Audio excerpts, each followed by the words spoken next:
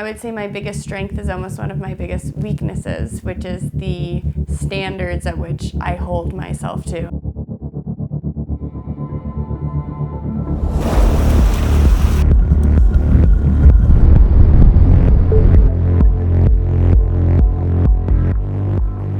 I would describe myself as someone who's optimistic, looking for joy and finding fun in what they're doing, but also kind of digging deep to get the most out of myself and my time here.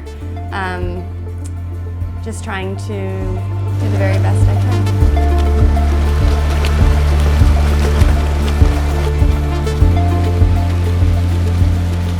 Going from amateur to professional was a huge shift for me because it was not only going from like competing as an amateur to competing as a professional, but I quit my job basically the day I decided to go pro. So it was like a major, major life shift too. I know a lot of people turn pro and keep their jobs for a little and then make the decision to go full time, but I like really just decided to go for it. So going from, 8 to 6 job where I'm doing training in the morning and the evening and then a ton of volume on the weekends, to all of a sudden like this being my job. And the hardest thing for me actually was learning to like recover and relax and understanding that that was part of the job as a professional, and it was okay at 2 p.m. on a Wednesday to be done training and to like sit on the couch all day, and that was part of my job. So that was a huge shift, yeah.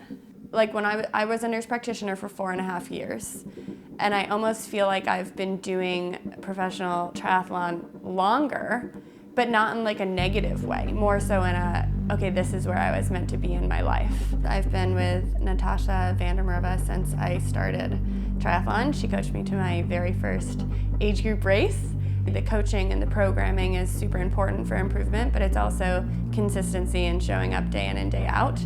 And the ways that I do that is I really do try to make sure my training stays fun. I try to make sure that yes, triathlon is my job, but that there are other parts of my life that I also love and enjoy. So creating that, it's such a word, but balance in my life so that I wake up, fired up, and I'm not pumped and excited every day, but no one's like that with their job. And I think that I am more than 2/3 of the days, and that's good enough for me. Things get really hard in training and racing, and I know I want to give up.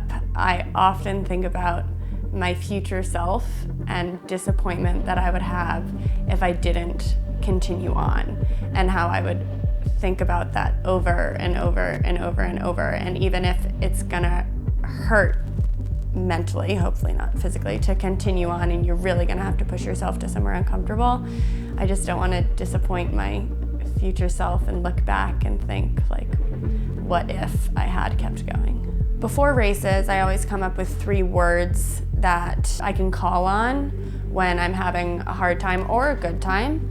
And I actually try to picture the race and certain points when one of those words will like be required for me to call upon.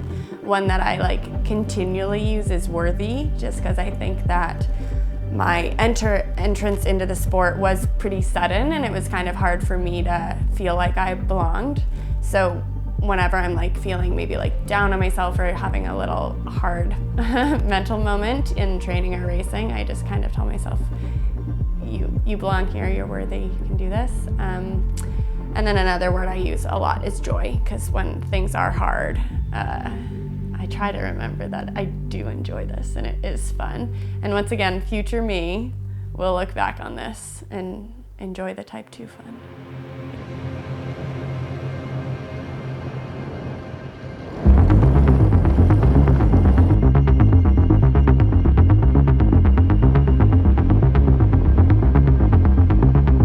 The biggest lesson I've learned, and I think that it applies to anyone, whether professional or age grouper, is that consistency is key. And it's so classic. That's like the answer I feel like everyone would give, but that really is so important to showing up day in and day out, like to its core.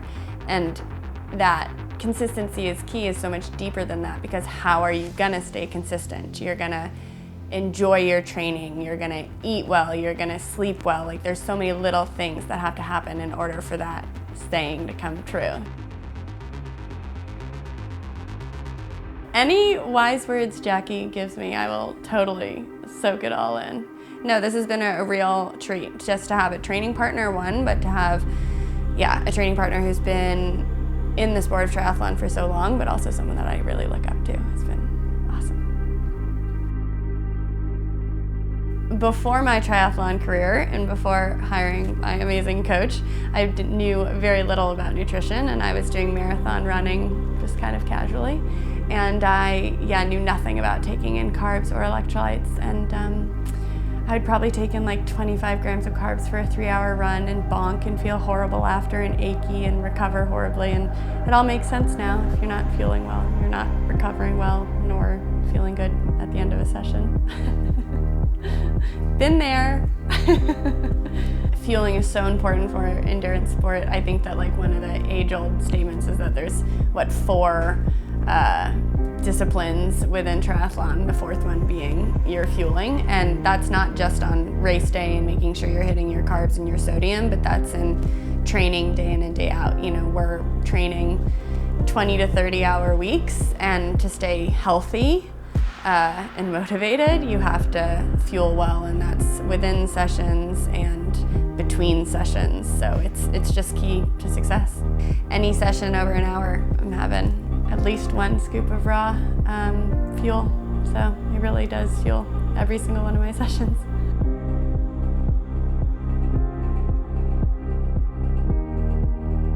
As an athlete, I would say my biggest strength is similar to my biggest strength as a person, which is that I really do want to hold high standards, and I really do want to set a high bar and accomplish all that I think I can. And yeah.